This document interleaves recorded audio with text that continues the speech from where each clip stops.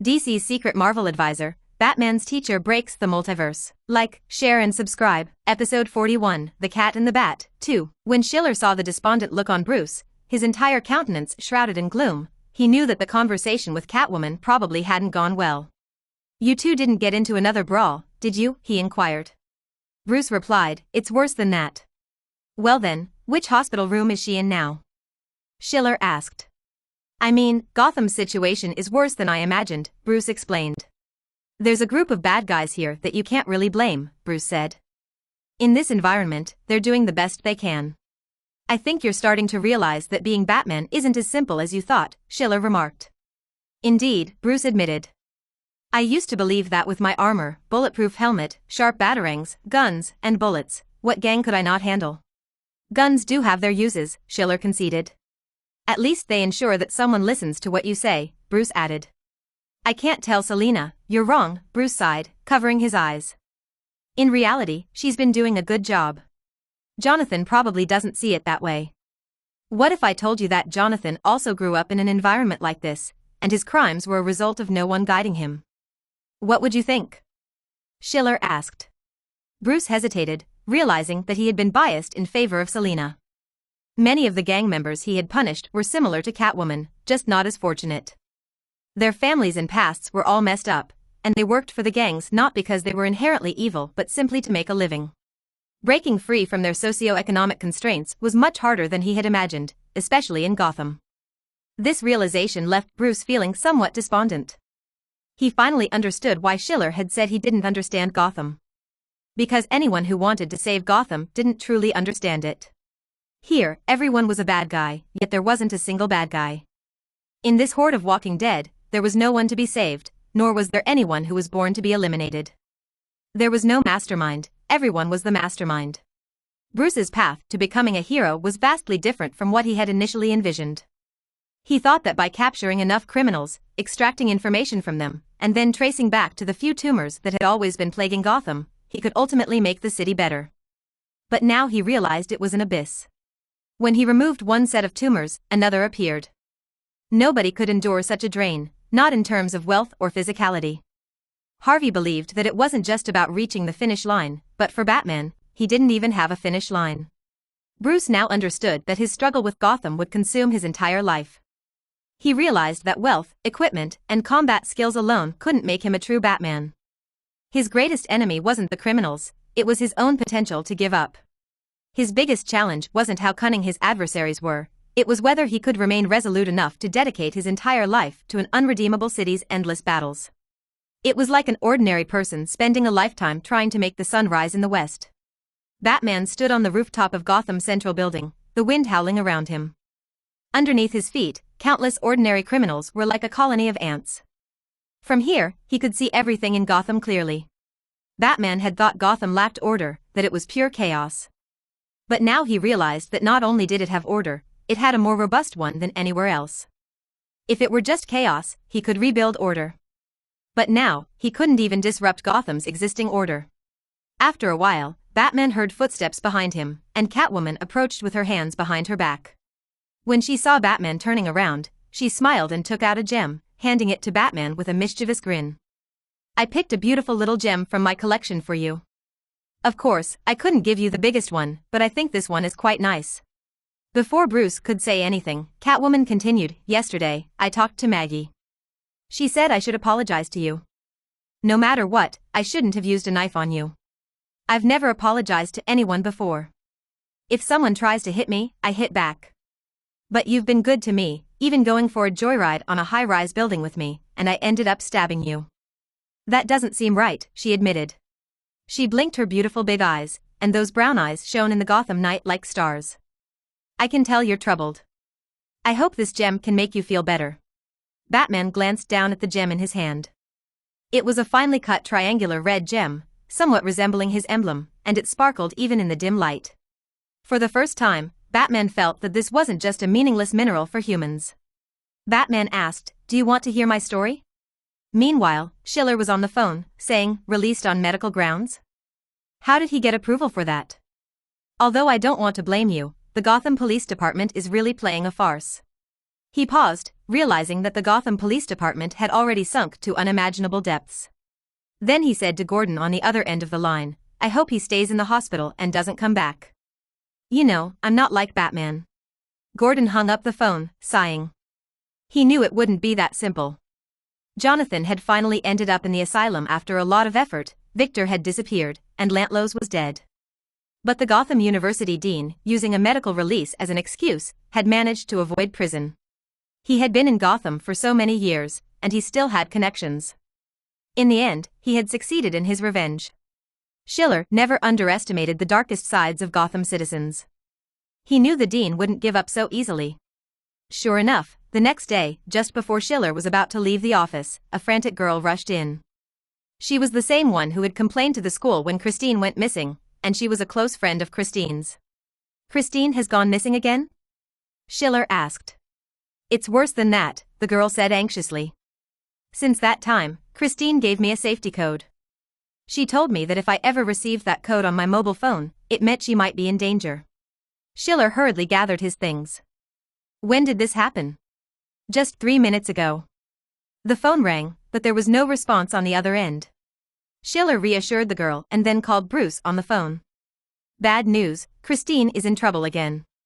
I don't know if Gordon informed you, but the dean was released on medical grounds. If he wants revenge, Christine would likely be his first target." Bruce rushed back to Wayne Manor, donned all his Batman gear, and headed out. He had advised Christine to testify against the dean, so he felt compelled to rescue her, despite his personal feelings. Unfortunately, this time, the dean had become more cunning. He didn't use low-level gang members, he hired professional kidnappers who left no traces. It seemed that the dean merely wanted revenge, not to use her as leverage. But this indicated that Christine was likely in an extremely dangerous situation. After a while, Batman received a call from Schiller.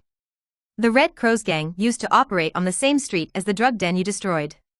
Bruce didn't have time to ask why, as Schiller abruptly ended the call. Batman sped through the night in a regular sports car since he didn't have the Batmobile. Getting from Wayne Manor to the East District would take some time, and Christine could be in danger at any moment. Despite his feelings toward her, he didn't want to see an innocent person come to harm. Batman gripped the steering wheel tightly, acutely aware that he needed a better mode of transportation. Suddenly, an unexpected call came through. Catwoman's voice echoed on the other end. "Hey, I think I just spotted your girlfriend who's always waiting for you on the streets." "What's going on? Why are they heading towards Maple Street?" "It's dangerous there. She's been kidnapped. Please, help me save her." "No. I mean, can you keep an eye on them? Watch from a distance and then call me." "Wait, no, don't follow them. Just tell me where they're going," Batman urgently responded. "You sound like you need help," Catwoman remarked. Batman seemed impatient as he replied, "It's none of your business. Just stay out of trouble tonight." He hung up and sped towards Maple Street. After a while, Batman arrived at the end of Maple Street, which was once the stronghold of the Red Crow gang. He had dismantled a poppy manufacturing den here before. Batman's memory served him well as he continued down the right side of the street and turned into 2 alleys. Upon reaching the end of one of the alleys, he heard intense fighting and gunshots coming from inside. Batman quickly found the back door and forced the lock open. Inside, he discovered a group of thugs lying in disarray on the ground, all in agonizing pain, seemingly incapacitated by joint strikes. Entering the living room, he saw 7 or 8 masked kidnappers also lying on the ground. A whip whizzed by, narrowly missing Batman. Catwoman turned around and said, "Thank God, the girl is unharmed." Batman's gaze shifted to Christine, sitting on the sofa, her clothes slightly disheveled. If Catwoman hadn't arrived in time, things might have turned out differently. Then, Catwoman sniffed and frowned, saying, "Wait, why do I smell gasoline? Is your car leaking?" "No, this is bad. It might be Molotov cocktails. Hurry, get out of here." Before she could finish, the glass at the front door shattered, and numerous Molotov cocktails, wrapped in cloth, were thrown inside. A fierce fire erupted with a whoosh, engulfing the abandoned hideout. The place was filled with flammable items like fabric sofas, curtains, and more. Soon, the fire raged out of control. Bruce, carrying the unconscious Christine, reached the back door, only to find it blocked from the outside with heavy objects. Clearly, this was a premeditated trap. While Batman's suit was fire-resistant, The growing blaze posed a danger to both Christine and Catwoman. Fire-resistant clothing did not protect against smoke inhalation, and the thick black smoke made it almost impossible to see, causing everyone to cough repeatedly. Suddenly, a clear clang came from the right side, as if something had fallen. Catwoman reacted swiftly, using her whip to retrieve it. To her surprise, it was a fire extinguisher. Without questioning its origin, Catwoman grabbed the extinguisher and shook it vigorously. Batman said, "Let's go to the spot where they threw the Molotov cocktails. There should be a vacuum there." Batman led the way with the extinguisher, while Catwoman supported Christine. Indeed, the person who threw the Molotov cocktails had aimed well, causing them to land in the center of the hall rather than near the door. Besides a small carpet near the entrance, there was nothing flammable in front of the door. Batman used the extinguisher to put out the flames that came their way, and they pushed forward. When they reached the door, Batman shot the lock with his gun and then began to pound on the iron door with all his strength. The person who had thrown the Molotov cocktails seemed to have left in a hurry, and the front door was not as securely blocked as the back one. After several hits, Batman managed to create a gap. However, this also meant that air began to circulate, and the fire grew larger. Catwoman was on the verge of passing out from smoke inhalation, and Batman could feel her hand slipping from his shoulder. If she lost consciousness, both she and Christine would be in grave danger. With all his strength, Batman gave one final powerful push, and with a resounding bang, the door swung open. The three of them escaped just in time. Catwoman gasped for breath, and by now, both Batman and Catwoman were covered in soot from the fire. After dropping Christine off, Batman, driving, asked Catwoman in the passenger seat, "Why did you rush in to save Christine? That was very dangerous, wasn't it?" Catwoman was still excitedly inspecting the interior of the luxurious car, clearly not having experienced such opulence before. Clearing her throat and calming her excitement, she eventually replied, "Well, I had a lot of reasons to earn your praise just now. Like wanting to learn from you to be a better person, or that deep down, I am a righteous heroine. Or maybe I couldn't stand seeing those kidnappers hurt innocent people." Then, Catwoman looked at him, and when Batman felt her gaze on him, he once again sensed his heart racing. "You don't want me to do bad things, but I really love those gems. So, can I do one bad thing and then one good thing? Wouldn't that work?" "Well, I just wanted to make you happier," Catwoman shrugged. "I know I can't be a great hero. I just like stealing things, it's a habit I've had since I was a child.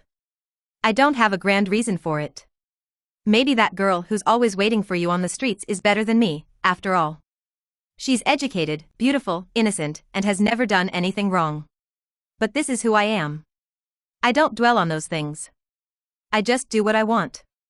You can consider me a criminal or an irredeemable bad guy, but I am who I am, a cat." Batman loosened his grip on the steering wheel slightly. He wasn't sure if this was the answer he wanted.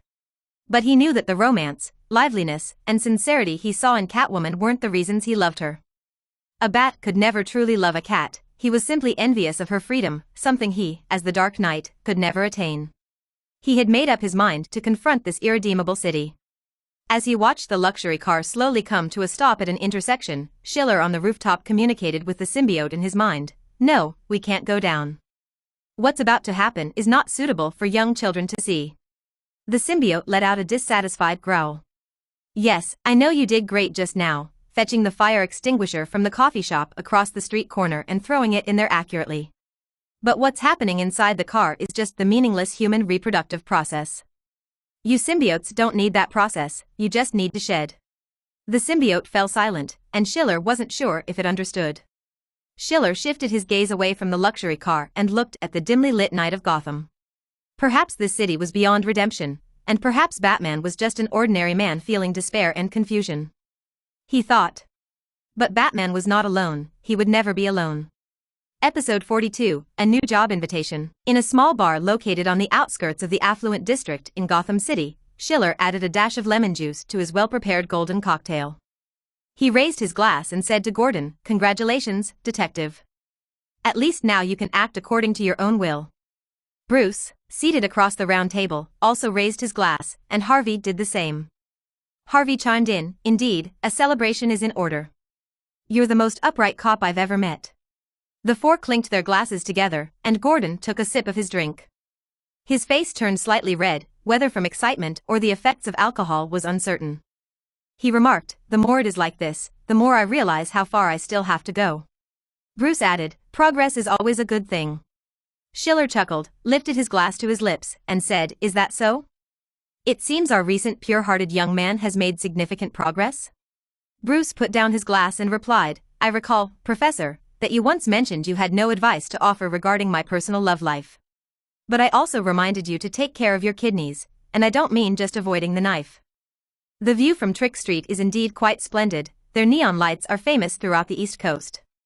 Gordon's eye contact shifted between the two of them, and he raised an eyebrow, asking, what cryptic game are you two playing? Nothing, just a piece of advice for you, mind your own business from now on. Some people are very confident about their kidney function. Gordon now understood and commented, it seems Bruce has been quite active in the romance department lately. Schiller set his glass down and smiled, saying, quite the opposite. Harvey, privy to some inside information, nudged Bruce with his elbow and asked, so, how's it going with that girl you mentioned? Have you established a relationship? Gordon immediately perked up, and Bruce touched his temple, looking at the three men who seemed eager for some gossip. Bruce said, don't do this, don't do this. What's with all this talk of a relationship? This gathering is supposed to celebrate Gordon's promotion. I think becoming the head of the Gotham Police Department is not as exciting as Mr. World's richest person finding a new girlfriend, Gordon remarked. That might be a bit of an exaggeration, considering how many girlfriends Mr. World's richest person has, Schiller added. But being the head of the police station is just as useless as being an ordinary cop, Gordon self-deprecatingly stated. Bruce, exasperated by their antics, said, all right, I acknowledge it. I've taken a liking to a girl, not the kind of liking based solely on her beautiful face and figure, though she is undoubtedly beautiful with a great physique, but... Both Gordon and Harvey wore expressions that suggested they didn't need an explanation. Harvey added, at your age, liking any girl without considering their appearance is a load of rubbish. Every man in the world who says otherwise is spouting nonsense. Gordon adjusted his tie and remarked, so, there's actually a girl who has captured Bruce's heart? I'd love to see who has managed to do that. Bruce continued, she's not particularly special, just a girl from the slums, much like any other ordinary girl. She likes shiny jewels and dreams of having a castle filled with gemstones. Do you prefer castles in Germany or France? Schiller asked. I hear Neuschwanstein Castle is quite nice, how about buying it? Bruce, unable to contain himself, tapped his glass lightly and said, I'm not courting her. I'm serious about this. Stop looking at me like that. I acknowledge that in the past, I've been a bit, well, not just a bit, but I really intend to. You're not facing her right now, no need for these flowery words. Schiller quickly interrupted Bruce's confession. After all, who couldn't say such things? But in reality, there wasn't much of a relationship anyway. After all, Batman is the main character. If the main character says something like that, it shouldn't cause too much trouble. Bruce took a sip of his drink, an unusual excitement in his demeanor, and continued, we have indeed established a relationship, and we've been going out for several nights in a row. She even gave me a beautiful gemstone. What about you? Haven't you given her anything? Harvey inquired. Bruce replied, I'm considering it. That's a bit impolite, Harvey commented. Do you look down on her because of her background in the slums?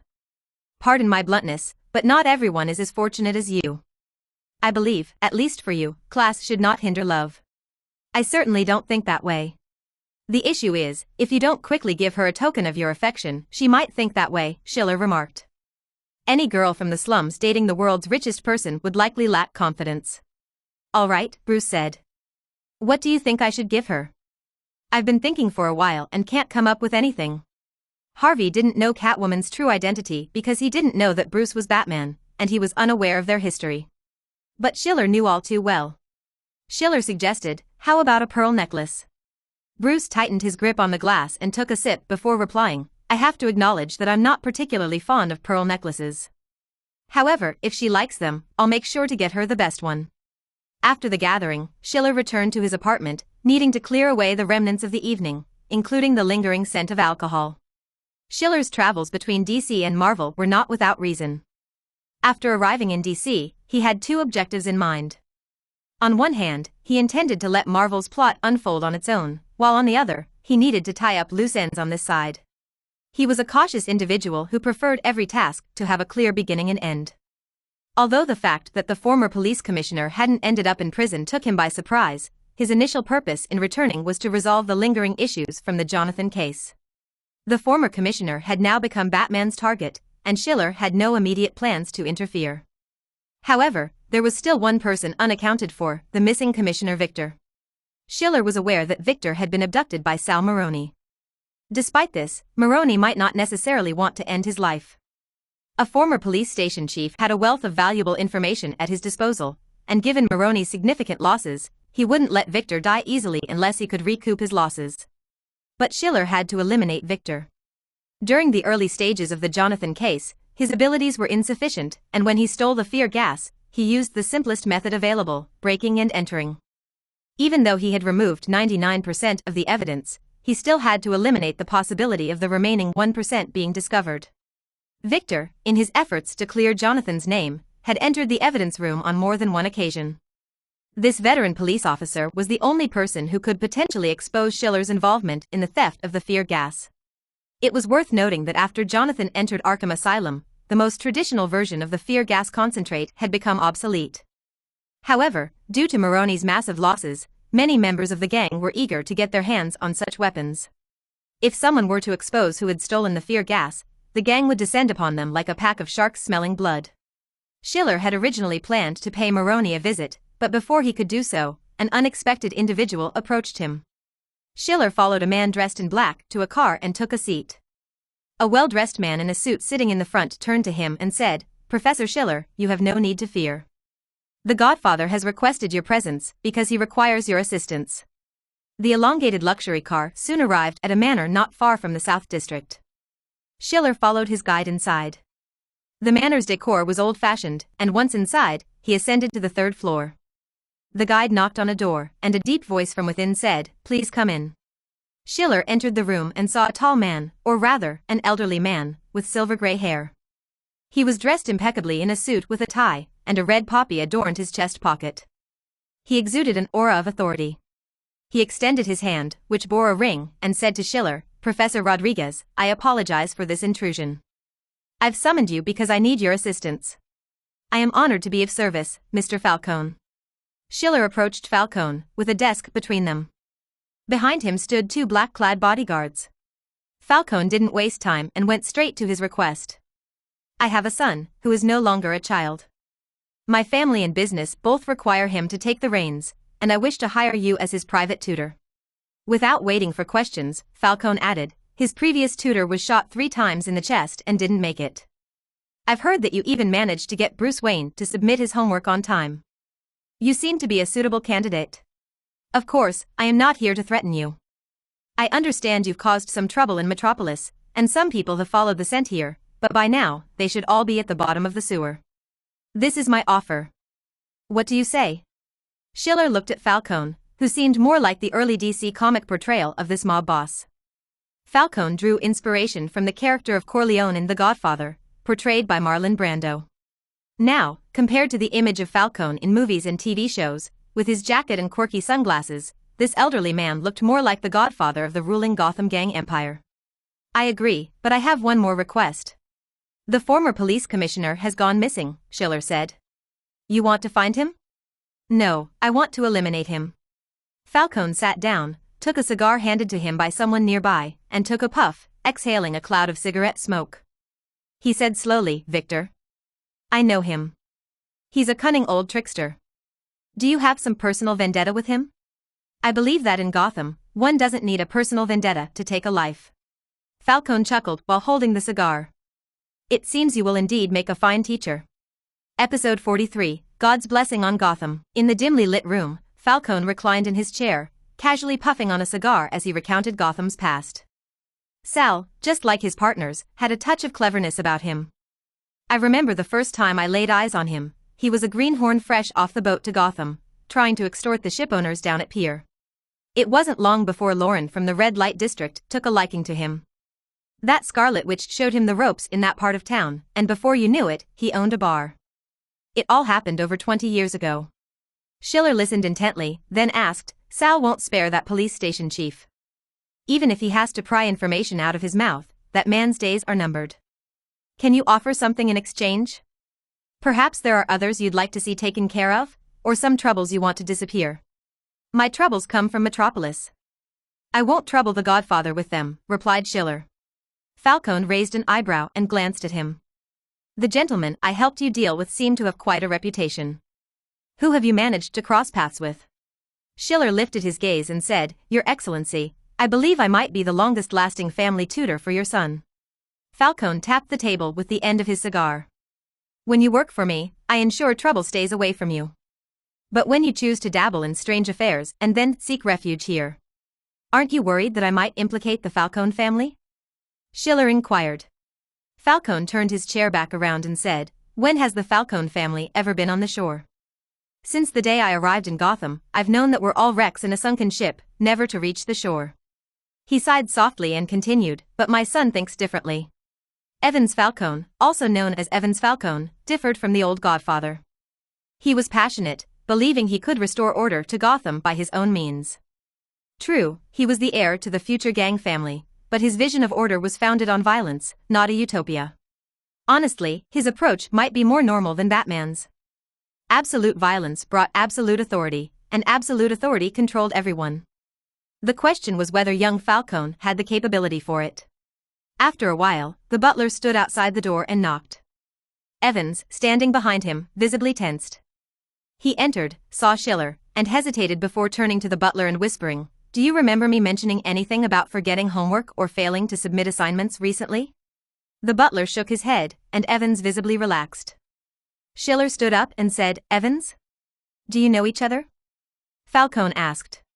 Father, this is my college professor. I mentioned to you that I needed to work on a psychology assignment. Before Falcone could say anything, Evans continued, I apologize, Professor. If there have been issues with my recent assignments, it's probably because I've been busy with the happenings in the east side of town. I may have neglected my studies. Professor Schiller came to visit you, and I'm truly sorry. Schiller understood the misunderstanding.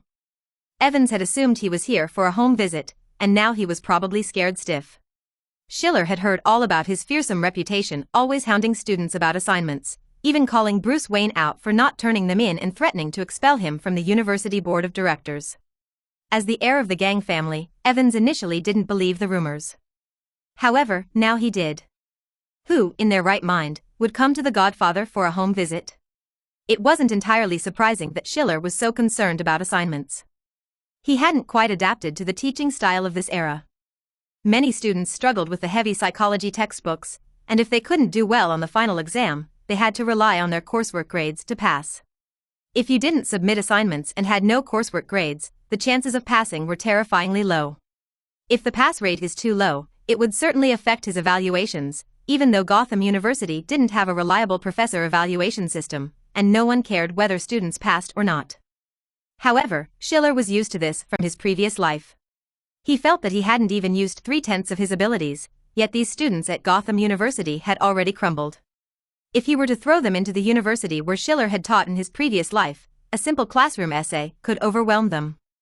You see, those students would write 20,000 words for a short essay and meet book-length standards for their longer papers.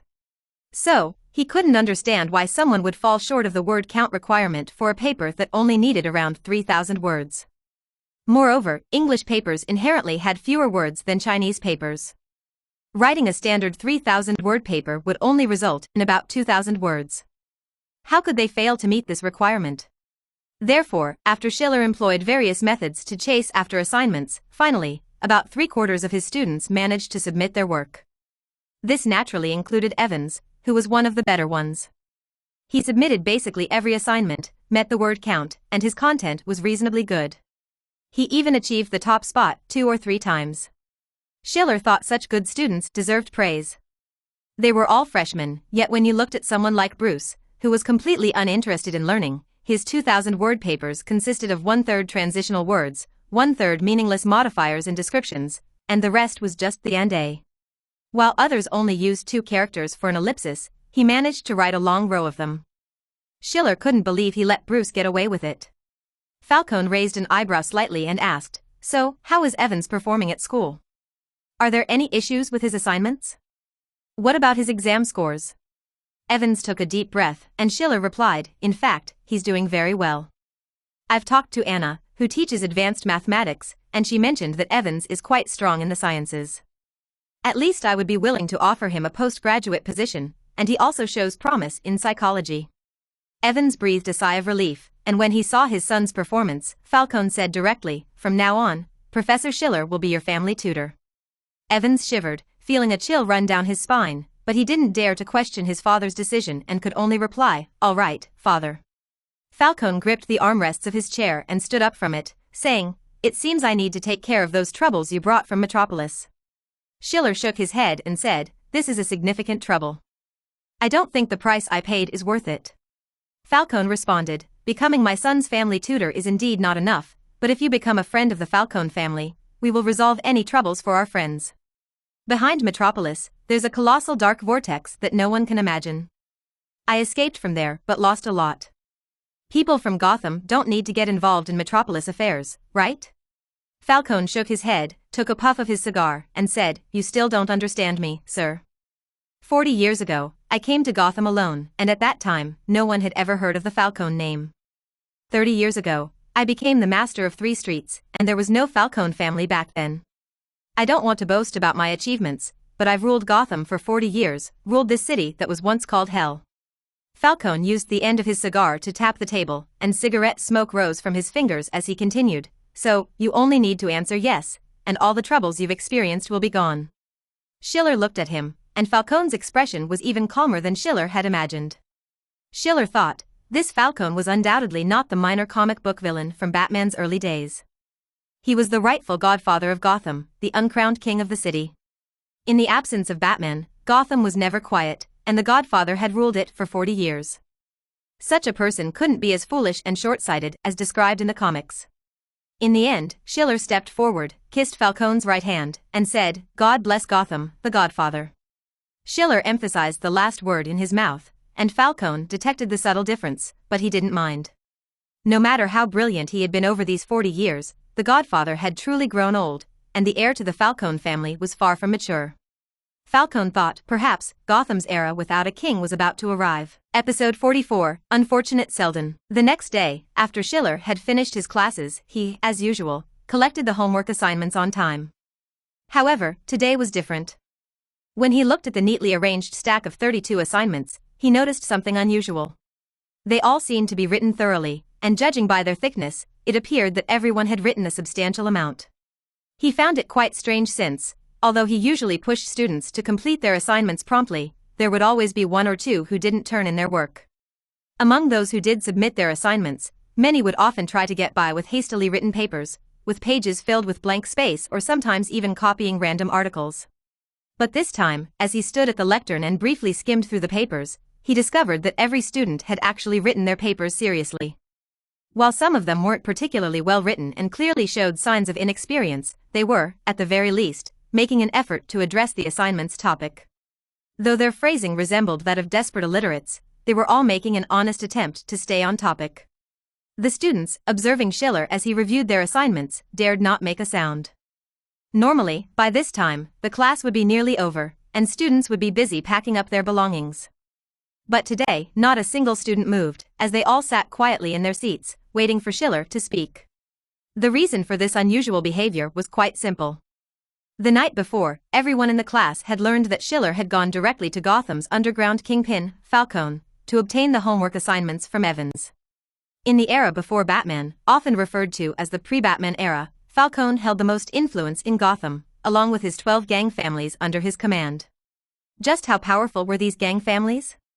Even the dominant force in the East District, Sal Maroni, was merely a lackey for the Lauren family, which ranked near the bottom of the 12 gang families. At the top of the hierarchy was the Falcone family, and the old godfather Falcone had an undeniable say in the affairs of the 12 families. In this era, you might not know who the mayor of Gotham was, or even who Bruce Wayne was, but you had to know the surnames of Falcone and the other 12 gang families, otherwise, you wouldn't survive in Gotham. Ever since it became known that Schiller had gone to the godfather in Gotham to obtain the homework, the process of catching up on the assignments had been a heart-pounding experience for all the students. Schiller, on the other hand, was surprisingly pleased. He said, "The situation with these assignments looks promising. It seems like everyone has taken them seriously. After I've finished grading these assignments, I'll award each of you an extra 10 points towards your overall grade. For those who have done exceptionally well and have no intention of pursuing postgraduate studies, you can talk to me in my office about recommendation letters." As a result, the classroom suddenly erupted into enthusiastic applause. It was unclear whether the applause was for Schiller's announcement or for their own relief after narrowly escaping a dire situation. All of this was observed by Principal Selden. Selden was a persistent man, to put it kindly, and a schemer, to put it less kindly. Once he had his sights set on someone, he would go to great lengths to find a way to deal with them. Although Schiller's unyielding attitude made it difficult for him to take immediate action, Selden had been actively seeking an opportunity. As the principal, Selden had access to the surveillance cameras in every classroom at Gotham University, allowing him to observe the teaching conditions of all the instructors. This functionality had become Selden's best method for monitoring Schiller. Over the next few days, all of Schiller's students remained as quiet as chickens in his classroom. Evans naturally took on the role of class leader, overseeing the collection, distribution, and organization of assignments, maintaining discipline in the classroom. The entire teaching process was exceptionally well ordered, and no one could find fault with it. This gave Selden a false impression. Back when he worked in the administration office at Princeton, most students were at a similar level. When he came to Gotham University, he was preoccupied with establishing his own footing and didn't actively assess the students' abilities. In his view, completing assignments was a student's duty, and while Gotham University's ranking might not match Princeton's, the quality of its students didn't seem to be significantly worse. At least that was the case in Schiller's classroom. Selden was so focused on observing Schiller's class that he failed to recognize the bigger picture. In Schiller's classroom, all the students were well behaved, and they were performing exceptionally well in their academic tasks. This led Selden to entertain other thoughts. It was well known that his campus-wide prohibition on alcohol had hit a roadblock. Those who were willing to comply with the plan had already turned in their alcohol, but the die-hard individuals who refused were ready to resist even with force, determined to protect their right to drink without school interference. Students could resist with force, but Selden, as the principal, couldn't resort to using guns to force them to abstain from drinking. He wasn't a native Gothamite, and his thinking remained rooted in a civilized society. Consequently, his plan had stalled in an awkward position, with no way to proceed. Since imposing penalties for alcohol wasn't effective, Selden began to consider a different approach. Before taking on administrative roles, Selden had been a professor. He had graduated with a degree in modern literature from the University of Oxford and had taught at the University of California and Metropolis University. Selden believed that in order to gain control over Gotham University, he needed to connect with the students, much like Harvey Dent, who was universally well-liked. It seemed like a reasonable approach. Therefore, he decided that he wanted to teach a class himself. Coincidentally, Gotham University had very few faculty members in its literature department. There was only one teacher who offered a basic course, and the literature and philosophy departments hadn't admitted students in years. After all, this cursed place didn't seem to have the fertile ground for literature and philosophy. Selden aimed to rejuvenate the Department of Literature and spearhead the revival of the literature major. If he could recruit a group of college students whom he had personally trained, he would establish his own distinguished lineage within this school. This was Selden's plan. Moreover, it seemed that Schiller's classes were comfortable, and the educational objectives were well executed. In summary, it was a bright day, the rain had ceased, and Selden felt confident once again. Despite being a university professor, the teaching process wasn't significantly different from teaching elementary school students. Selden was like a cloud gamer watching a video, observing Schiller's classes from the monitoring end and feeling relaxed. Schiller's class routine simply involved entering the classroom, waiting for the students to settle, and then starting the lecture with the textbooks. There would be 1 or 2 discussion segments in between. After the discussions, it would either be Schiller posing questions or designating students to speak. Following the discussions, Schiller would summarize, and then continue with other topics. Towards the end of the class, assignments were collected, and the next session would start with a review of the assignments. This was how university classrooms operated in the 20th century. There were no flashy PowerPoint presentations, and most professors followed the textbook rigorously. Subjects like psychology, which required extensive memorization of theoretical knowledge, were especially demanding. Without mastering the textbook, understanding was out of the question. Watching this process in class videos, there appeared to be no difficulty at all. With students' cooperation, they could even complete the educational objectives ahead of schedule. When the class was about to end, they could even have a leisurely chat. Once the students started behaving exceptionally well-behaved, Schiller was willing to talk to them about the legendary experiences he had witnessed involving notorious criminals, even though he couldn't remember many details due to amnesia. Nevertheless, these young students found the usually strict Professor Schiller to be intriguing, and he undeniably possessed exceptional qualities. Upon establishing the College of Literature, Selden dismissed the teacher responsible for basic literature courses and took over the teaching himself. Just like most cloud gamers watching videos, Selden felt that he could handle it when watching the videos, giving advice from a godlike perspective.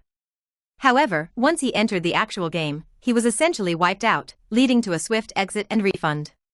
Selden was no exception. When he began teaching for real, he discovered that Schiller's classroom was a complete facade. There were no obedient students here.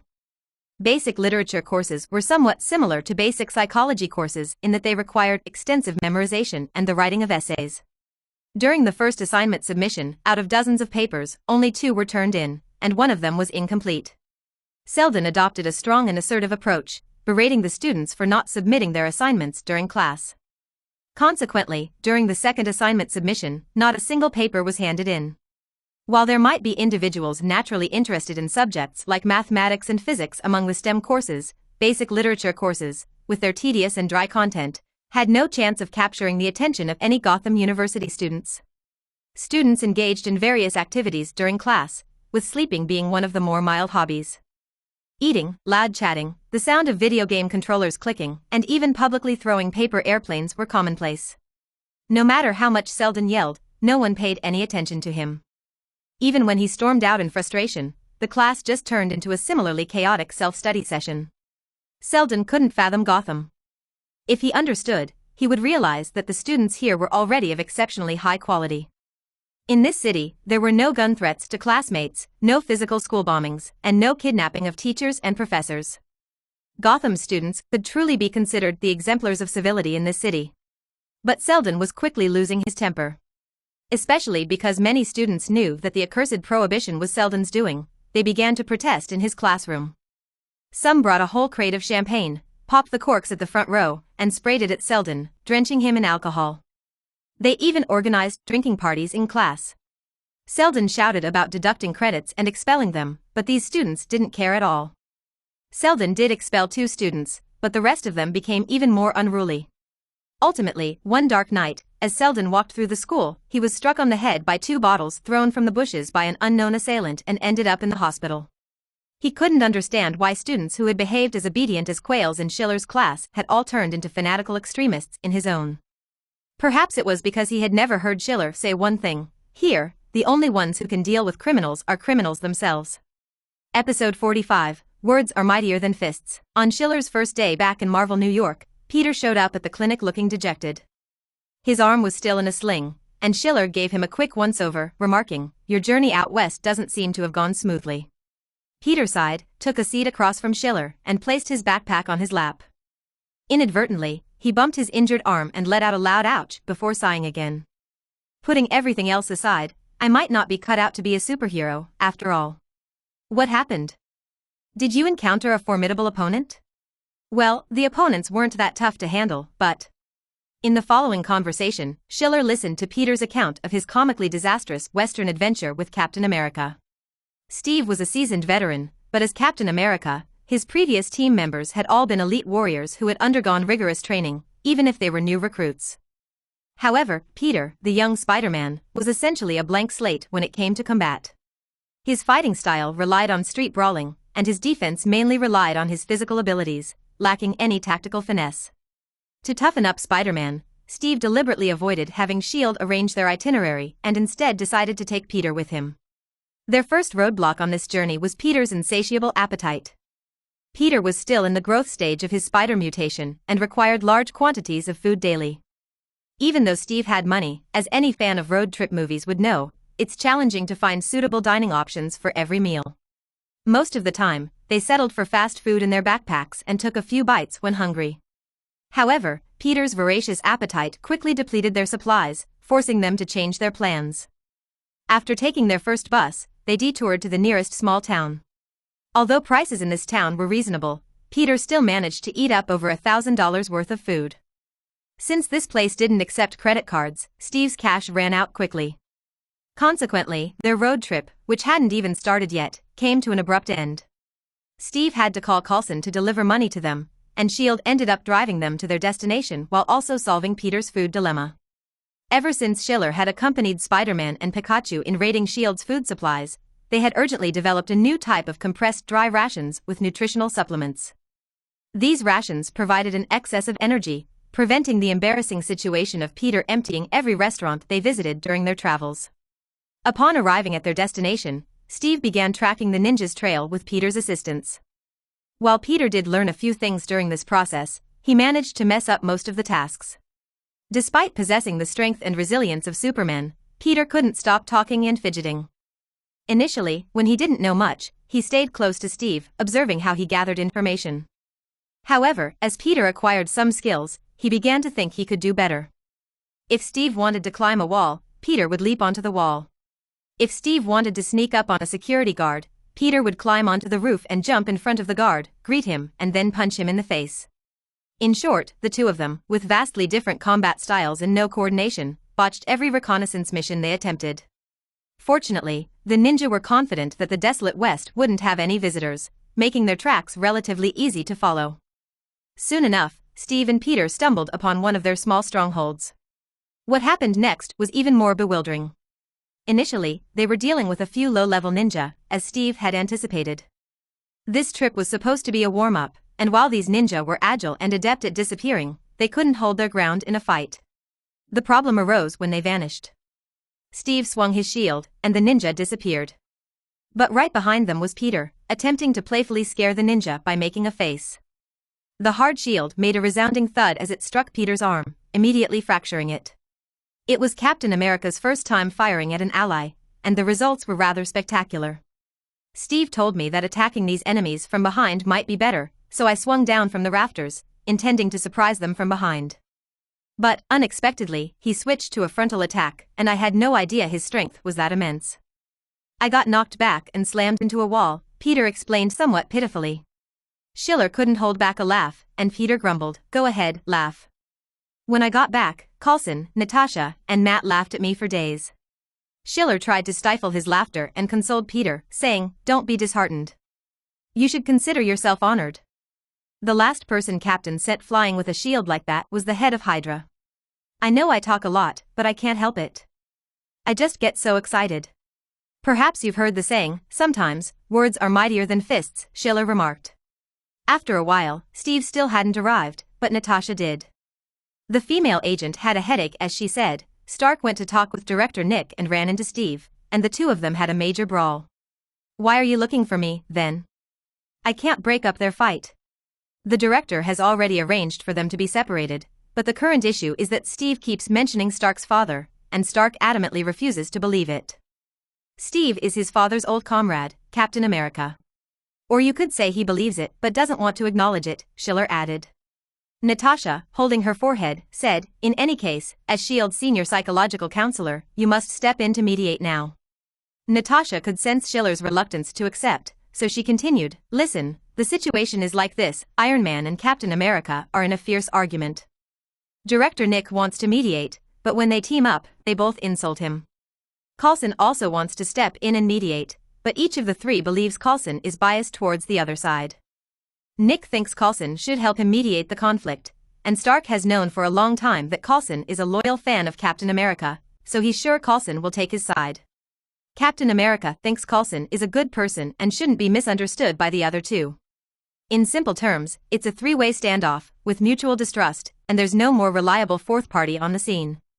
Obviously, Nick wants them both to join S.H.I.E.L.D.'s team, which is why we have this situation, right?" Natasha was somewhat surprised by Schiller's keen insight but continued, "I think this is a win-win solution for everyone. After all, if they each go their own way, there will be many problems, like what happened between Steve and Peter. But clearly, Steve and Peter's issues are Peter's fault, not Captain America's," Schiller said. Peter's resentment grew deeper, and he said, "Hey, doctor, you were just comforting me a while ago." Schiller said, "Speaking of mediation, I have a better candidate." With that, he reached over and picked up Pikachu, who was sitting nearby, by the neck and handed it to Natasha. Natasha held Pikachu's two tiny hands and lifted it to her face, saying, I know you have a talking yellow rodent, but what good is it? It can't even beat the weakest of the three, Nick.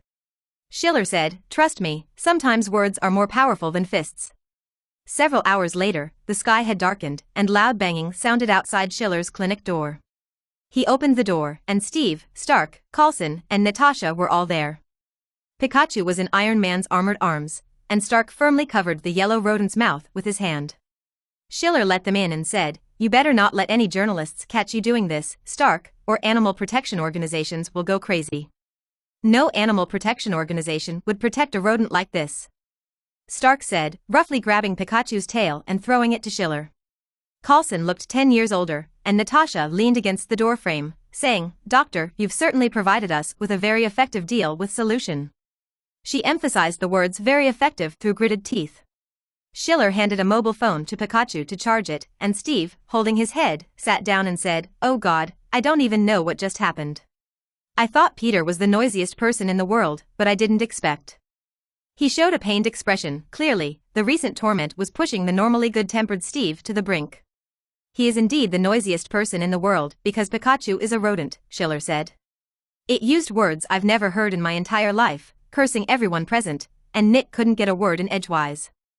Speaking with a Canadian accent, it cursed everything in S.H.I.E.L.D., from Nick Fury's eye patch to the glass water cups on the desks, all in one go. It went on for at least 6 hours without repeating a single word, and S.H.I.E.L.D.'s walls could almost record its voice. I don't know how it fit so many words into its small body. Coulson said, his voice trembling. To shut it up, we had to feed it, and it devoured a month's supply of donuts for the whole office, drank all the beverages in the juice machines, and to stop it, all of us had to personally intervene.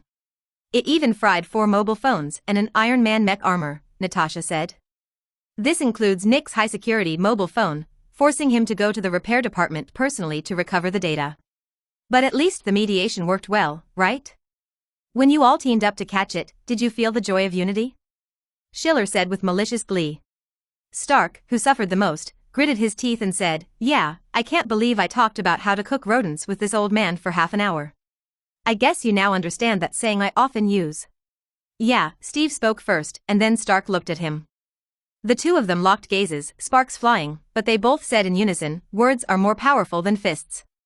Episode 46, Iron Man never backs down. Peter, while having his meal, remarked, the situation doesn't seem very optimistic. When I went to the laboratory to meet Mr. Stark yesterday, Colonel Rhodes seemed to be constantly persuading him. Peter continued, though I don't quite understand these matters, I know that if Mr. Stark's mech armor falls into military hands, it might not necessarily be a good thing.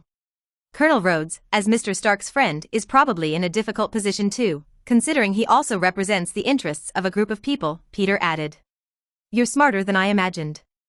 I thought you might not fully grasp the current situation, said Peter. Peter shook his head and replied, actually, I don't fully grasp it, but I know everyone wants those mech armors because they are genuinely powerful. No, it's because they are weapons. If it were just a cleaning robot, even if it could clean up New York in a moment, the military wouldn't be so interested in it. Peter fell silent for a moment before saying, I think we shouldn't hand over the mech armor, but I understand that Mr. Stark is under a lot of pressure. Do you think I should I comfort him or advise him? I can't just do nothing, can I? I think you should focus on dealing with your own matters for now. If you can fully control the power of the spider mutation, maybe all these issues will become small for you, suggested Peter. As Peter had mentioned, the next day brought an expected visitor to Schiller's psychological clinic, Colonel James Rhodes. He straightforwardly asked Schiller, the military needs Stark's military technology, but he seems to be indecisive. I just want to know, what is his plan? Is S.H.I.E.L.D. playing a role in this? To be honest, you didn't want to come, Schiller remarked. I can see that. Rhodes curled the corner of his mouth and said, it seems Tony is paying you a hefty consultation fee for a reason. Clearly, your superiors know that this issue can't be asked directly to Stark, or else S.H.I.E.L.D. would get the answers faster than you. But coming to me won't change anything, Schiller explained. The military needs Stark's mech armor. It can give us an advantage in many places, it can save a lot of lives, Rhodes argued. Have you not noticed that your reluctant mindset has made your words incredibly dry? Colonel Rhodes, I know you're in a tough spot. The military keeps pressuring Stark, but he's your friend, Schiller noted. So, you're deceiving yourself to feel a bit better, even though you know what these battle suits will be used for. But by convincing yourself, perhaps you can alleviate the guilt of forcing your friend to betray his interests using your friendship. Following orders is a soldier's duty, Rhodes replied. Indeed, but what about Stark? What about your friend? Repeatedly going against your friend's wishes, forcing him to sell out his interests, using friendship to hold him hostage. You've always known how much Tony values you. Stark doesn't have many friends, but you're definitely one of them, maybe the most important one. You know he's willing to pay this price for you, willing to do the things he hates most, compromise and bow down. Stop talking, Rhodes said, his lips tightly pressed together. Schiller clicked the button of his ballpoint pen, and the crisp sound seemed to awaken Rhodes suddenly. Schiller continued, perhaps it's because you possess something he doesn't. He's willing to do this for you. My advice to you is, maybe these are the things you should cherish the most. Stark's friendship is more precious than the military, and it's not because he's wealthier. It's because a proud genius sees qualities in you that he doesn't possess, qualities that make him willing to pay this price for you. It's worth holding on to, isn't it? Rhodes remained silent. The next day, as Schiller was heading to Stark Tower, he encountered Rhodes coming out. He had an officer following him, and the officer's expression appeared quite cheerful. They seemed to have obtained something they wanted. However, Rhodes' expression hadn't improved at all. He maintained a tense face and didn't acknowledge Schiller as he walked straight past him. After ascending the stairs, Stark stood once again in front of his suit of armor, carefully examining his creation. It seems you've made your decision. They got what they wanted, didn't they? Schiller inquired. Well, Stark turned around. He tensed his shoulder muscles and then relaxed them suddenly, exhaling. I know, I should have followed your advice earlier. It was the right thing to do. But I didn't, even though I knew it was right. I didn't have to pay any price, and yet I didn't do it. I knew it wouldn't work, Schiller said as he sat down with a case file at his desk, writing in his notebook without looking up, sighing slightly. Many people are willing to pay a huge price to chase emotional compensation, especially for someone like you who has never lacked material means. You'd rather give up on maximizing your interests than see Rhodes caught in the middle. You paid a price to buy back your temporary friendship with him. Yes, I know what you're trying to say. You and he are friends, and you both want it that way. But especially when both sides are not equally willing, this friendship may not last. You keep paying a price to buy, and there will come a day when you can't afford it anymore. When you can't afford it, maybe Rhodes will understand you, but the world won't. Finally, Schiller said, when you've whetted their appetite, the price you pay for emotions becomes endless. Stark replied, I've thought about this. I know that once I relent, I'll keep losing. They can use Rhodes to persuade me to hand over some of the mech armor technology, and one day, they can force him to persuade me to hand over all the mech armor or to build more war machines for them. From the moment I found out how much harm my weapons have caused to civilians, I knew that wisdom not only brings wealth but also disaster, Stark said, pressing his fingers against his temples. I only recently realized this. The final fate of a genius is always irreversible. When everyone knows you have a brain powerful enough to save the world, they will also harbor ambitions to make you destroy it. After a moment of silence, Schiller stood up and walked to the floor-to-ceiling window. Outside Stark Tower, the sunset over New York was dazzling. Stark followed his gaze, the somewhat dazzling light casting a blurry hue before his eyes. Schiller asked, what will you do when there's no turning back? Stark said, this is my home and it belongs to Pepper, Jarvis, and all the Starks. In the end, no one can force me to give this up. If they want more. Stark's eyes, always filled with various emotions, stared directly at Schiller.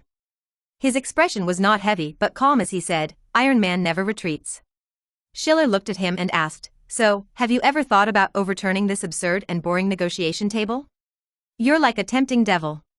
That's much more effective than praying to God. I never pray, I don't rely on gods, and I don't believe in those strange tricks, those absurd rumors and legends. As he spoke, Stark saw everything in his laboratory begin to tremble slightly. Then, everything started to float. In an instant, as if gravity had disappeared, everything floated in mid-air, cups, notebooks, computers, wrenches. The sunlight from the setting sun outside shone on these objects where sunlight shouldn't be. Schiller stood in the center of it all, and the light behind him cast a long shadow in front of him. The shadows of all the objects overlapped into a massive web. Stark stood in the midst of it all, extending his hand. A drop of water fell from a cup and landed on his fingertip. Stark looked around, and he saw countless ordinary and mundane objects hanging in mid-air and the usual ceiling and walls overhead. He saw it, a door to a new world. Episode 47, Off-Site Technical Guidance. In the aftermath of the battle, Schiller and Stark stood together in front of a damaged Mark II mech armor. Stark said, "Listen, the main issue here is that the braking system is completely shot. We need to fix it before any modifications." With that, he picked up a wrench and approached the mech armor, starting to tinker with it. Schiller stood behind him, communicating with the symbiote in his mind. "No, you can't eat his brain." "But his head looks so delicious, and it smells amazing," symbiote responded. "But..." Schiller paused, trying to find the right words. "You can't just eat people's brains because..." Schiller hesitated for a moment, realizing that despite their strange appearances, this species seemed to share a consistent taste. "Eating his brain, we can do it ourselves," symbiote suggested. "No," Schiller exclaimed. "All right." Stark, oblivious to their conversation, continued working on the mech armor. He tapped on a nearby railing with the wrench, shifted to a different spot, and mused, "Magic armor? That sounds intriguing. I think it involves some sort of atomic manipulation. What do you think would be its best application? Vibration or extreme compression?" Schiller inquired in his mind, what would be its best application? Vibration or extreme compression? "It's about disassembly and reassembly," symbiote replied. "It's about disassembly and reassembly," Schiller echoed.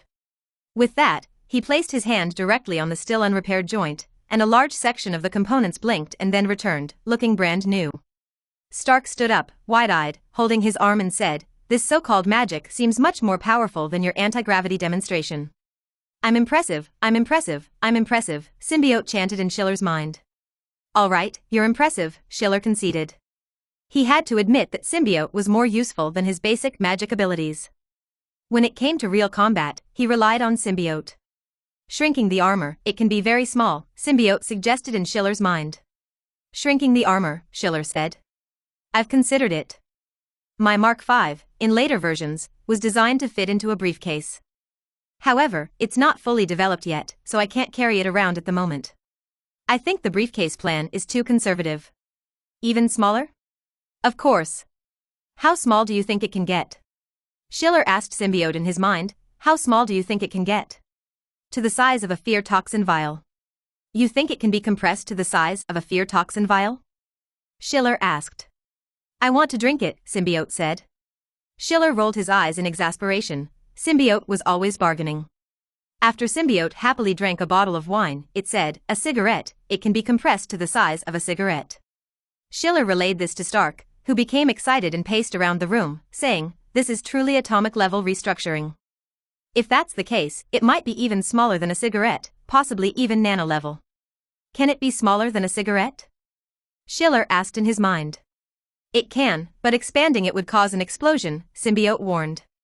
So Schiller told Stark, "It can be smaller, but I can't guarantee the safety of the expansion process." Stark said, "Anyway, let's get started. We'll create a groundbreaking technology, and then I'll hand over these old versions of suits to the military to dispose of. It'll save me on electronic waste disposal fees, and Pepper will be happy. The benefits of being armed at all times are truly remarkable." Stark exclaimed, clenching one hand into a fist and thumping his other palm. "And I might even fit the entire Jarvis into a mobile phone. Can you believe that? A mobile phone with such a powerful intelligent butler." Schiller said, "May God bless Jarvis." After a while, Stark lowered the somewhat worn Mark II from the rack. Before he could get a good look, a gray mist enveloped it, and the Mark II disappeared. Then Schiller reappeared, holding a metallic-looking cigarette and handed it to Stark. Stark asked, "Is that it? What else do you need?" Schiller replied, "Aren't there any spells or rituals involved? Or a staff?" "No need, that's too low-end," Schiller said. Stark blinked and suddenly had high hopes for magic. However, later on, this expectation drove Doctor Strange nearly insane. He was just a sorcerer, but Iron Man seemed to treat magic as an all-powerful solution. No matter the problem, Iron Man always had the attitude of, "Let's leave it to the all-powerful magic." When he heard that even Sorcerer Supreme needed preparation for spells, Stark would mockingly call Strange a low-end sorcerer, infuriating Strange to the point where he almost snapped his staff in two. Despite Schiller's current performance, which would undoubtedly drive future interactions with Iron Man to the brink of insanity, he was currently delighting Stark. Stark asked, "How do I turn it into mech armor? How do I put it on?" Schiller inquired in his mind, "How does he turn it into mech armor? How does he put it on?" Symbiote burped and said, "Think about it in your mind." Schiller repeated, "Think about it in your mind." Stark paused for a moment, then hesitated as he recalled Mark II's original method of arming himself. In almost an instant, Mark II was fully attired on his body, a transformation that seemed to occur at the atomic level. Stark inquired, "What's the principle behind this?" Schiller asked within his mind, "What's the principle behind this?" The symbiote replied, "Thought disruption." Schiller conveyed to Stark, "Thought disruption? You mean something like brainwaves or bioelectricity?" Stark pressed. The symbiote within Schiller's mind seemed somewhat befuddled, apparently unable to provide further answers.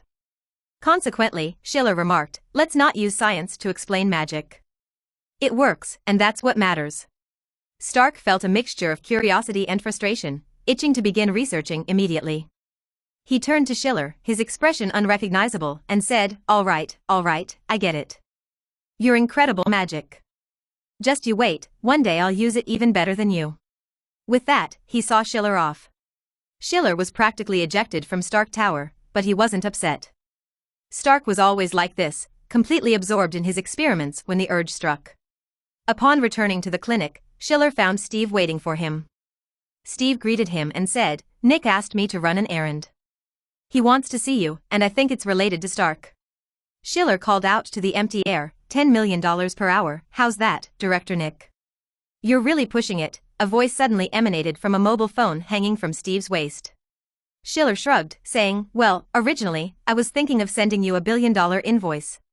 There was a brief silence on the other end before the voice said, "Deal, with an additional $50 million in late fees." "Deal," Schiller agreed. Not long after, Schiller arrived at S.H.I.E.L.D.'s International Reception Center. Nick, wearing an eye patch, shook hands with Schiller. They sat facing each other as Coulson poured them both coffee, with Schiller receiving an espresso. Schiller downed his coffee, but Nick sipped his slowly. Schiller spoke first, "Shall we discuss business first or start with the invoices?" "Let's start with the invoices," Nick replied. After a moment, Nick asked, "I know Stark handed over military technology to the military, but that's not what we're after. We don't want those mech armor. What you want is him. S.H.I.E.L.D. was founded by his father. If you bring this up to him now, he'll never join you in this lifetime. Furthermore, if you want him to join, talk to him yourselves. Don't come to me, it's pointless. I'm just a psychologist, not his dad. We're not asking you to persuade Stark. We know he doesn't listen to persuasion. What do you think of our idea? A team comprised of individuals with special abilities? It's a good concept in itself, but it depends on whom they work for. Aren't they working for S.H.I.E.L.D.? In that case, who does S.H.I.E.L.D. work for?" Nick furrowed his brow momentarily, decisively avoiding that topic. He said, "All right, we'd like to invite you to join. You've already said it's a team of individuals with special abilities. I'm just an ordinary person, I've never jumped more than 3 meters." Nick opened his mouth but couldn't help feeling like Schiller was underestimating him. "Listen, we don't care how you vanish and reappear hundreds of meters away, or where that yellow-haired rodent with the Canadian accent comes from. We can even overlook your unervingly accurate psychological analyses. But a certain neurologist claimed that you threatened him with a levitating ballpoint pen." Schiller communicated with his symbiote in his mind, "You can't just eat other people's minds at will, except for Strange." Schiller replied, "Do you believe in magic in this world? Some scientific forces create these special abilities, so I believe there could be other forces creating other people. Are you one of them?" "No, I'm just an ordinary person. But I think I can exchange some information for my freedom." "About what?" "Magic?" "Correct. I believe you have satellite access. Look into a certain missing network connection in New York, see where it leads."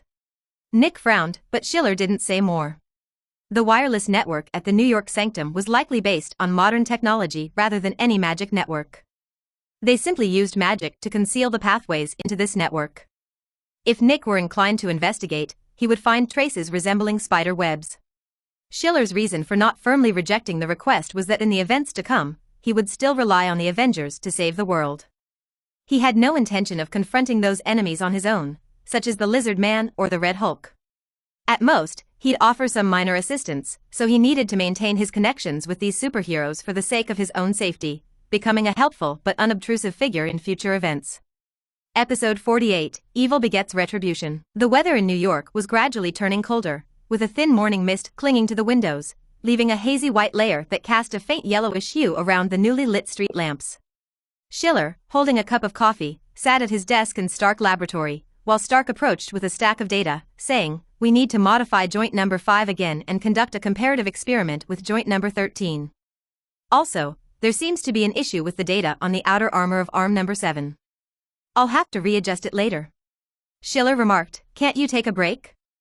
Aren't you tired?" Stark, while spreading out the data materials on the table, replied, "You've asked me that question at least 20 times tonight, starting from 7 p.m. yesterday and continuing until 7 a.m. today. That's because you've had me working on experiments since 7 p.m. yesterday, and I haven't even had a moment to sip my coffee." "Then what are you doing now?" "It's been 3 minutes, you must have finished your coffee. We still have 2 sets of experiments to conduct, and they must be completed by 8 a.m. today." Schiller collapsed onto the table. Peter, holding 2 documents, emerged from behind the laboratory's glass door and said, "Mr. Stark, it seems there might be an issue with the external support structure of the leg bones of joint number 5. In the 3rd set of data that Jarvis just provided me, there appears to be an unstable trend in the bone support structure, with a risk of fractures in the support. While Jarvis recommends changing the material, using dragon bone that's too hard may compromise flexibility and agility." Stark took the materials from Peter and glanced at them, saying, "It's not a major problem." He reached out and pointed to the design on the blueprint. "We'll add a buffering system to this joint, and then move it down by 2 centimeters.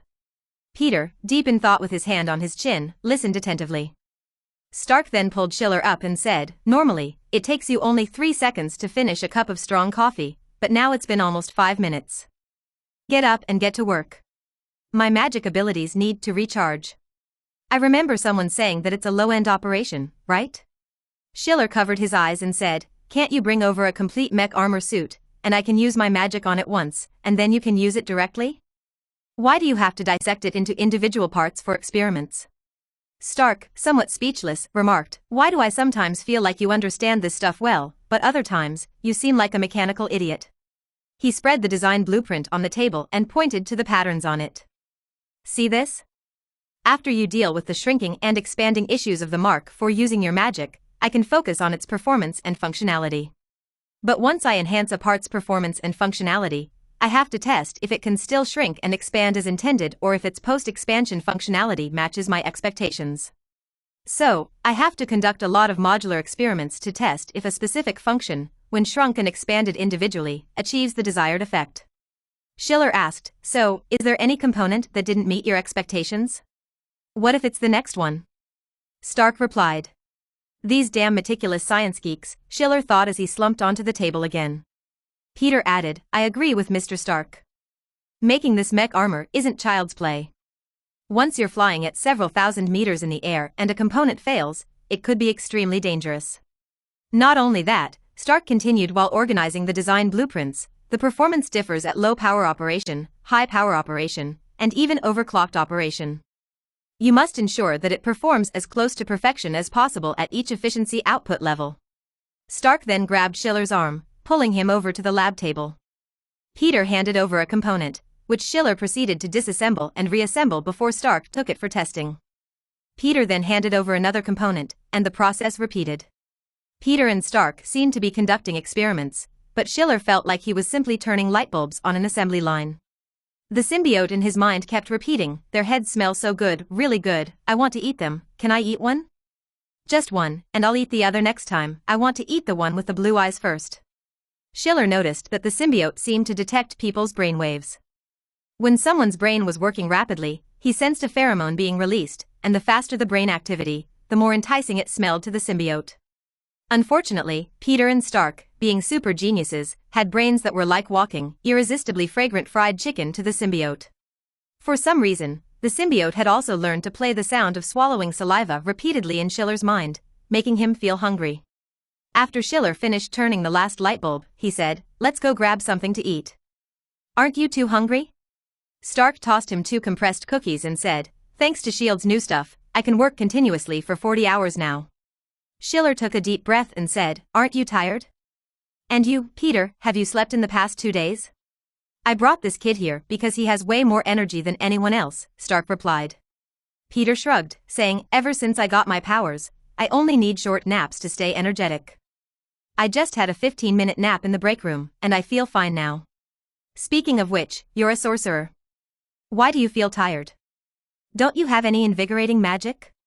Schiller wasn't actually feeling any physical fatigue. With the symbiote, he could go without eating, drinking, or sleeping. But anyone would still feel mentally weary after over 20 hours of tinkering with light bulbs here. Schiller didn't understand a bit of their battlesuit design, but whenever Stark emerged excitedly from behind the glass door to showcase his new ideas, Schiller had to play cheerleader and applaud him.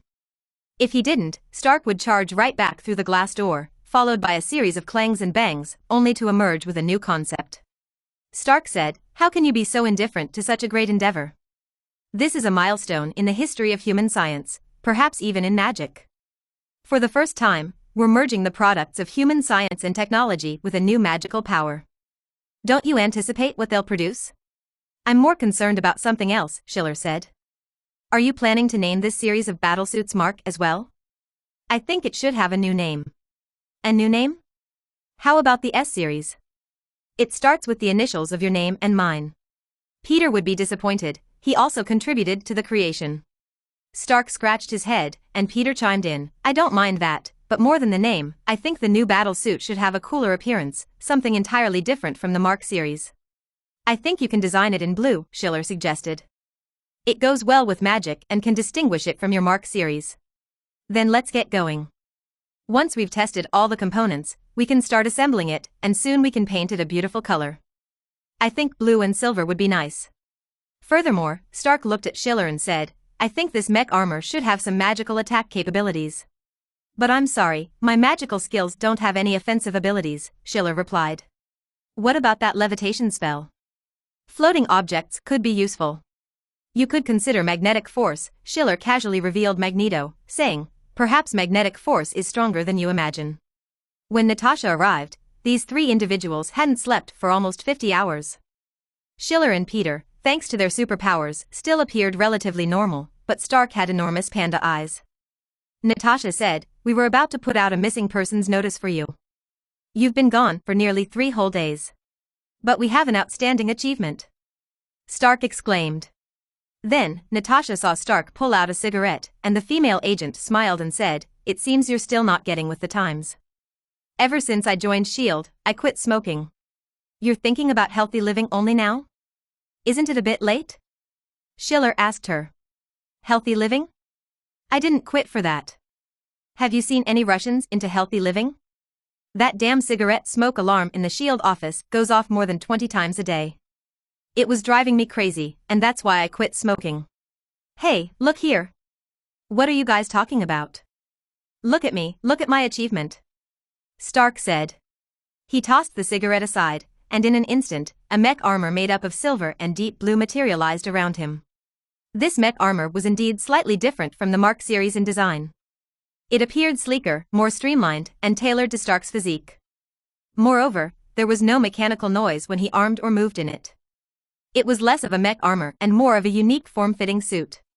Schiller stood up and said, "You used to be 10 centimeters taller than me in mech armor, but now it's only 3 centimeters. Is that the focus here?" "Of course, because without the mech armor, you're 2 centimeters shorter, sir," Peter said, "not to mention your shoes." Stark took a deep breath, leaped lightly, and the armor floated in the air with minimal noise. Stark said, "Thanks for the inspiration. I also feel like jet propulsion is losing its charm. However, this magnetic levitation system is still a bit immature, I'll need to improve it." Schiller hurriedly asked Natasha, "Is Nick Fury looking for me for something? I can send him an invoice for any amount." Natasha said, "Well, there is something, seems to be related to the group of ninjas that Captain and Peter dealt with before. So, you're here for Peter and Schiller?" Stark began. No. I've received a lot of money from S.H.I.E.L.D. I think it's necessary to give them all a basic psychological and emotional test, it's important for some field agents. It can prevent them from going crazy due to anxiety. This time, it's free? Of course. Episode 49, Ironclad Ambitions, 1. In this moment, Coulson stood outside Nick Fury's office, thoroughly perplexed. He watched as everyone who approached this corridor took a sharp right turn. Natasha emerged from Nick's office, and Coulson stopped her, asking, "What's going on? Why are they taking the long route? I remember the quickest way to the elevator is to the left, isn't it? Because our genius psychologist with a sky-high consultation fee is in the office on the left, waiting for people to seek psychological counseling," Natasha replied. "Wait, you brought him here? How much is he charging? It can't be $100 million per hour, can it?" Coulson asked. "No, it's not that steep. According to Nick's report, it's $50 million per hour," Natasha responded. Coulson gasped in disbelief and said, "So, if I were to see him for counseling right now, it would be like making a cool $50 million? You could look at it that way," Natasha said casually. "There must be a long line over there, right? Can I still get in today?" Coulson inquired. "Quite the opposite, there isn't a single person there," Natasha shrugged and walked away. Coulson shouted after her, "You're going the wrong way. That's the emergency exit. The elevator is to the left." Natasha didn't look back and simply said, "I want to exercise. You know, for health reasons." Coulson was even more bewildered. Shortly after, Nick emerged from his office. Coulson greeted him, "Good morning, Director." Nick nodded at him and said, "Recently, Natasha has stepped back from Stark Industries affairs, and she'll also be following up on the hand case. Your main task is to keep an eye on that unpredictable troublemaker, make sure he doesn't cause any chaos." Coulson acknowledged and then noticed Nick turning to the right. He stopped his superior and said, "Director, the elevator is on the left. Going to the right will add at least 5 minutes to your journey." "I've been working on my fitness lately, planning to take the staircase," Nick replied. Coulson was utterly puzzled. He walked to the left, reached Schiller's office door, which was left ajar, and entered. Schiller was engrossed in his work, and when he saw someone enter, he looked up in surprise, saying, "Someone actually came." Coulson paused and said, "Aren't you supposed to open the door now? I recall during the morning meeting, it was mentioned that psychological counseling starts today." "Of course, the door is open. Please come in, you're the first one," Schiller replied. He even pulled out a chair for Coulson, making him feel somewhat uncomfortable. Schiller continued, "Actually, you might be the only one. I don't understand. With psychological counseling covered by the agency at $50 million per hour, why isn't anyone coming?" Coulson wondered. "It's probably because I asked for $50 million, and Nick agreed." Schiller began. "What's the problem with that? Doesn't it show that the director has a lot of confidence in your abilities?" Coulson asked.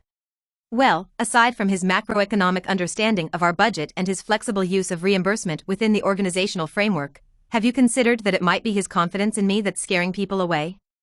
Schiller questioned. "Are you saying they think your skills are too advanced?" Coulson asked. Schiller was left speechless. "Are you really an 8th level agent? What level is Natasha? Is it 100th level for the maximum?" he retorted.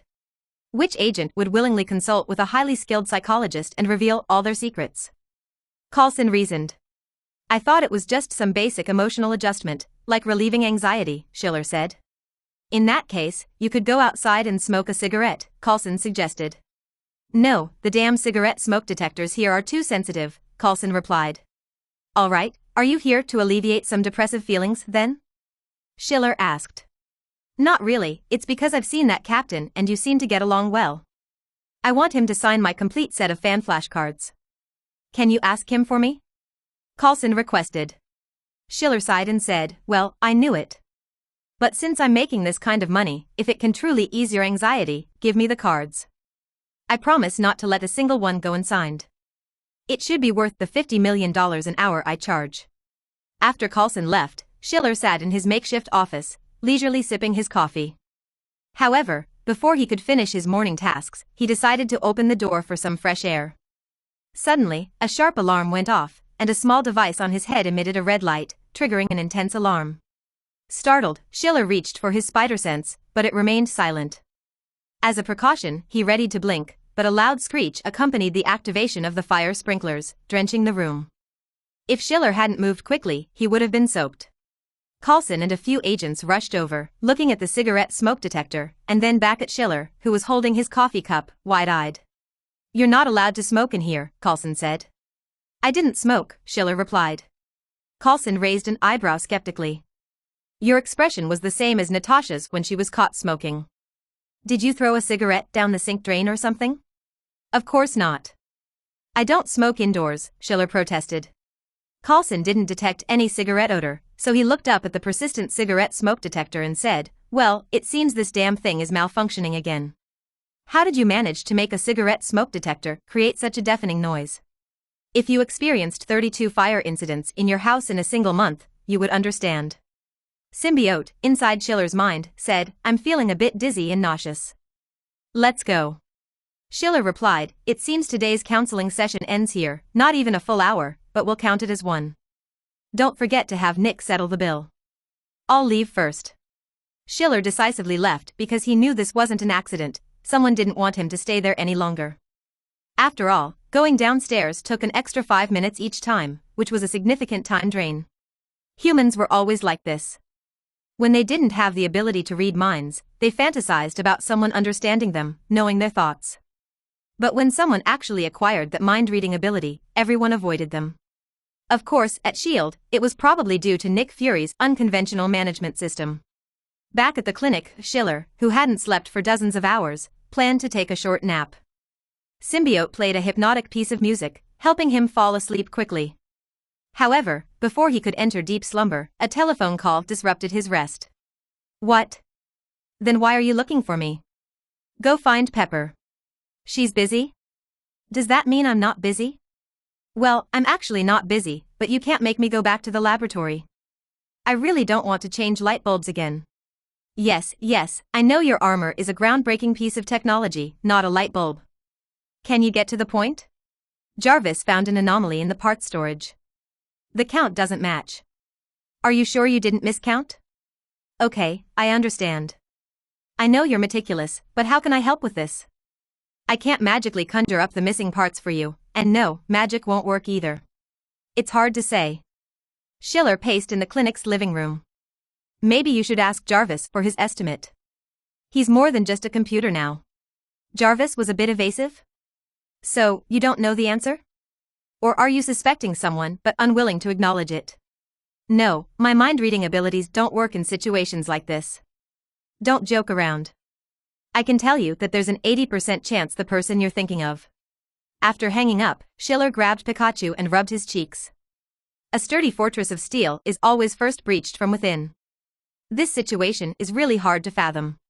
What's troubling that guy in the tough armor? Pikachu asked. It seems he lost something from his suit, and his smart assistant pointed to a suspect he didn't want to hear about. Now he's questioning life. Human beings always create unnecessary trouble for themselves, Pikachu concluded. That Parker kid, he's worried about accidentally killing the hostages while playing a game. It's just a game, even if the hostages die, if the kidnappers are eliminated, we still win, right? So you'd go ahead and kill the hostages? Well, that kid always takes forever to make a decision. What can I do?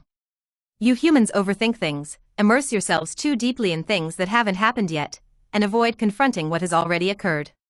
I never thought a mouse like you could come up with such insightful words.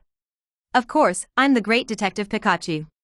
In Stark Tower, all the lights in Stark Laboratory were extinguished, leaving only a few instrument lights flickering dimly, like stars in the night sky. Stark leaned on the lab table, sitting on the floor, with a symbol flashing on his mobile phone, indicating that Jarvis was still active.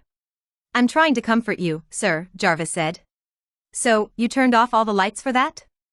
Stark's voice was hoarse from excessive late nights, and he sounded exhausted. It might help you relax a bit. Dim lighting can soothe the brain, Jarvis replied. Stark closed his eyes, changed to a more comfortable position, propped his arm on a table, and rested his head, almost speaking in a dreamlike tone. Perhaps this is karma. Stark Industries' weapons have caused countless people to suffer, and so the people I once trusted are leaving me one by one.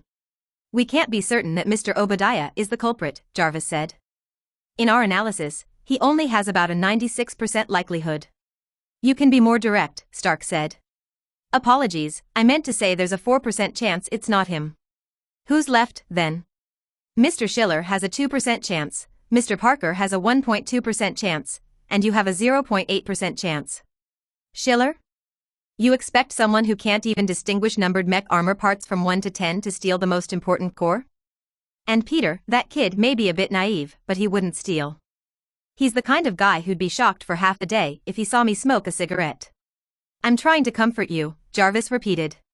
Finally, Stark felt all the sounds of the world gradually fade away as he drifted between wakefulness and dreams, remembering Howard's face. At that time, Uncle Obadiah and his father stood together, both of them still young. Episode 50, Ambitions of Ironclad Resolve, 2. Tony refuses to see me now, and I know he must be disappointed.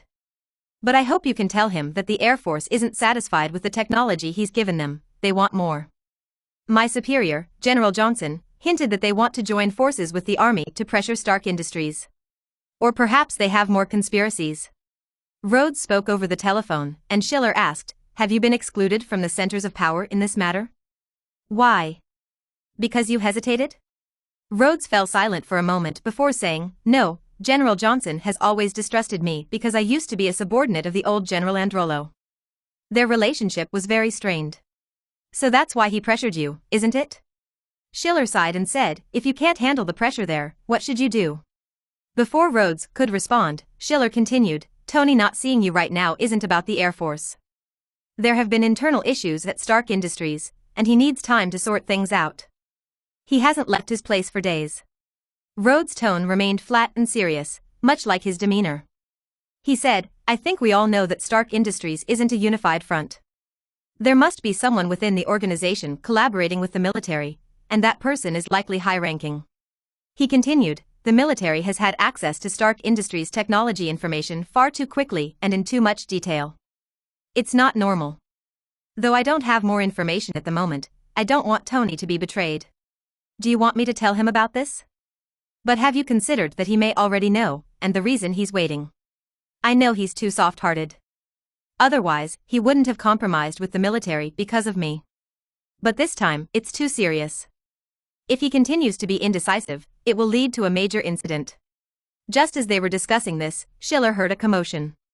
He turned his head and saw 2 shooting stars outside the window, followed by 2 dazzling lights streaking across the sky. A loud explosion echoed from the distant horizon as the 2 lights intertwined and fell from the sky. Schiller looked out the window and said to the other end of the telephone, "Something big has happened." Schiller hung up the phone, transformed into a gray mist, and moved through the streets of Manhattan, following the landing points of those 2 streaks of light. He arrived at an abandoned warehouse in the New York XC district. This landing point was undoubtedly chosen by Stark because it was a rare urban wasteland area where no civilians would be harmed. Schiller slowly solidified his form. Before he could enter the warehouse, his phone rang again. Rhodes urgently said from the other end, "Send me a satellite location. I'm on my way right now. Tony may need my help." While holding the phone, Schiller used a blink to fly to the roof of the warehouse and looked down. There, Iron Man, wearing golden red mech armor, was locked in combat with a massive robot. That robot was not the Ironmonger. It was entirely black with golden accents on certain joints, larger than the Ironmonger but even more menacing. Schiller said into the phone, "The situation has changed, you better hurry." The battle below was intense. Iron Man was not incapable of defeating the giant robot, but during their earlier fall, he had to bring the robot down to an uninhabited area. As a result, he didn't have time to adjust the angle properly, and one side of his mech armor's body was now less maneuverable. This wasn't like dealing with street thugs when he was saving people. Even with Jarvis' intelligent calculation system, Iron Man was struggling. It appeared that the robot was specifically designed to counter him. Iron Man flew into the air and grabbed the robot's waist in a low-altitude dive, slamming it against a wall. After a loud impact, a large section of the roof collapsed on top of them. Iron Man was in an even worse condition now. His mech armor's shoulder section was damaged, and one arm could hardly be lifted. However, the massive robot didn't fare any better. After being struck hard by Iron Man and electrocuted, a large portion of its cockpit was damaged, but there was no driver inside. It seemed that someone was controlling it remotely. Realizing this, Iron Man came up with a plan to deal with it. He pretended that his mech armor had gone out of control, climbed out of the steel debris that had fallen from the roof, and lay motionless on the ground. The giant robot struggled to climb out of the wreckage as well. Seeing Iron Man lying on the ground defenseless, it picked up a steel rod, intending to thrust it into Iron Man's chest. Just as it leaned forward to exert force with its upper body, Iron Man suddenly sprang to life from the ground. He kicked the robot's knee and followed up with an elbow strike to its head.